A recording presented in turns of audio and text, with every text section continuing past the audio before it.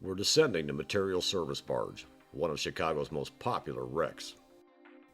The ship sits upright in 35 feet of water and almost fully intact. Most divers know little about the ship's history or realize that in 1936 it was the worst shipping disaster in Chicago history.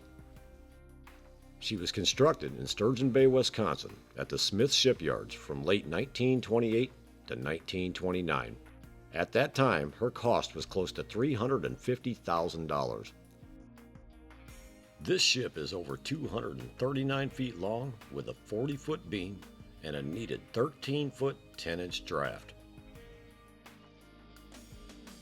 Her deck was almost flat, giving the low profile needed to clear the bridges.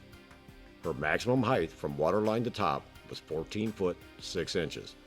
She had a rudimentary superstructure extending just 3 feet above the deck. The pilot house stood about a foot over this, just big enough for the pilot and one other person to stick his head in and see above the deck. It was often used as a seat for crew members while on deck. When the Material Service was launched, the wives of the owners christened the ship. Her 4 holds could be loaded in 8 30 by 10 foot subdivided hatches and would carry 2,400 tons of cargo. She was constructed almost entirely of steel and was built specifically for the transportation of sand and gravel. Chicago was rapidly expanding in the late 1920s, and the Chicago River was a major supply route for building materials. Part of this expansion included bridges and roads spanning the river. Henry Crown, CEO of the Material Service Company, realized that because of low clearances of these bridges, a special ship would be needed to haul raw materials to the expanding city.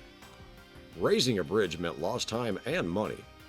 Crown wanted a ship that could pass under these bridges without being raised.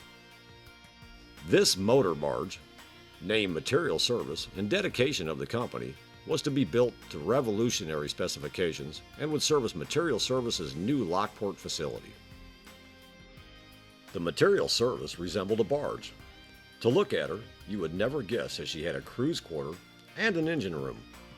The unloading system was the heart of the ship and ingenious in its engineering. The erected A-frame would hoist the far end of the 90-foot-long conveyor off the deck. The conveyor's aft end was attached to a hopper at the base of the A-frame. Cargo would be fed to the conveyor via the hopper, which in turn was fed by an inclined conveyor that hauled the cargo up from the hopper below the decks. Sand and gravel was fed to this from the 2 tunnels that ran the length of the ship beneath the holds. Crescent-shaped scrapers would drag the cargo through the tunnels, up an incline, to the hopper.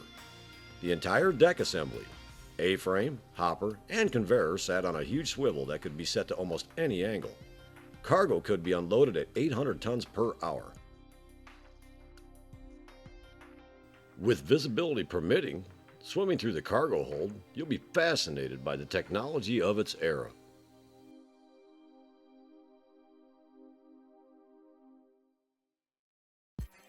Her final voyage was July 28, 1936, her 114th trip.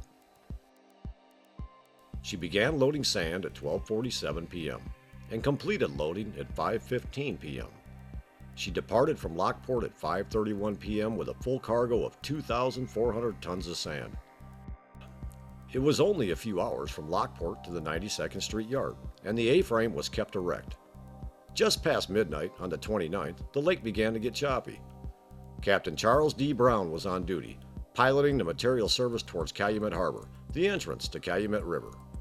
The lake was rough and water had been splashing over the deck and hold covers for some time. The ship was in no apparent danger, so Captain Brown decided there was no need to make the steel hold covers watertight with tarps. These were kept handy in order to cover 48 8-inch holes that were cut in the hold hatches to speed up the loading of the sand. Most of the crew of 22 were asleep in their berths.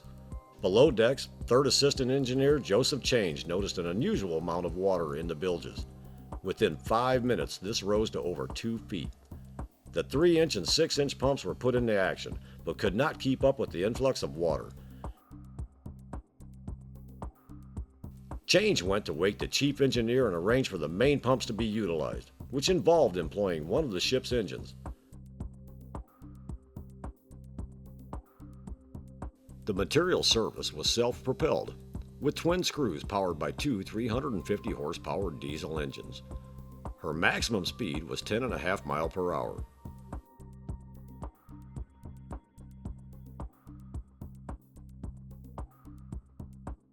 The material service was 5 minutes away from Calumet Harbor when a wave washed over her decks, causing her to lurch to port that was felt throughout the ship. In a pendulum motion, the deck swung almost vertical. Starboard and port became up and down. In under a minute, the material service was gone. The upright A-frame and bow life staff were visible above the surface. Tombstones of steel that marked the graves of Captain Brown, the chief engineer, and 14 others. Many were trapped in their berths or pulled under by suction. There were 7 survivors out of the crew of 24. Joseph Change was one of the survivors.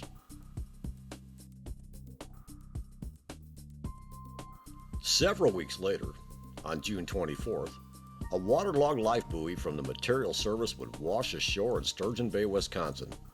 This was just 1 mile from the site of the material service original launching, a trip of over 250 miles. Captain Brown was found to be at fault. The A-frame and light staff was removed a few days after the disaster. The wreck then was temporarily buoyed. Several attempts at salvage were made over the next decade. Her $200,000 salvage value was a prize for anyone lucky or skilled enough to raise her. A Canadian company abandoned salvage attempts after 2 years of efforts. September 1944 witnessed the sale of the material service to a Detroit ship operator, William Nicholson, for $3,250. Considered one of the best salvers in the Great Lakes, his salvage efforts also failed, the weather constantly interfering with all attempts. The final blow came in the last part of the 1970s, when a group of divers dynamited the wrecked stern, which contained the engine room and crew's quarters, to keep it from being penetrated. The excuse was prevention of unwary divers becoming trapped below decks. The obvious result on the wreck was massive destruction of the stern's quarter, large stress cracks in the hull, and debris being scattered around the wreck.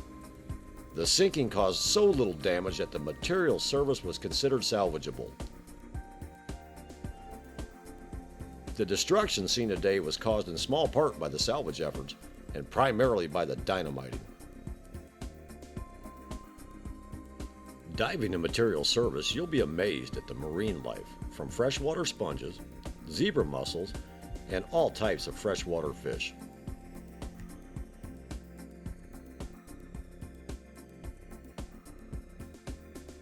There are also some inviting openings with ladders descending below decks scattered around the ship. These can be entered with tanks removed, but only experienced wreck divers skilled in penetration techniques should ever enter.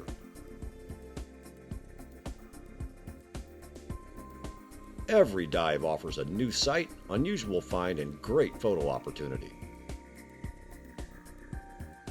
The material service is a great, get-acquainted Lake Michigan wreck dive, as it offers much for beginning and experienced divers. A night dive on the material service will provide an experience like no other. Diving in material service can be somewhat challenging. Divers dive in 7mm wetsuits to a full dry suit. Hoods and gloves are highly recommended. The wreck is covered with zebra mussels, so without gloves they could inflict serious lacerations.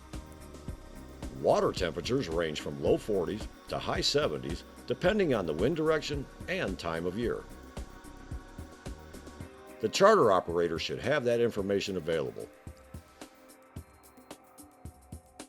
No Chicago scuba experience is complete without a dive on the material service barge, a visit to a unique portion of Chicago history. There are a number of charter services from Indiana to Chicago. Pick a charter. Experience diving the material service barge, one of Chicago's great wrecks.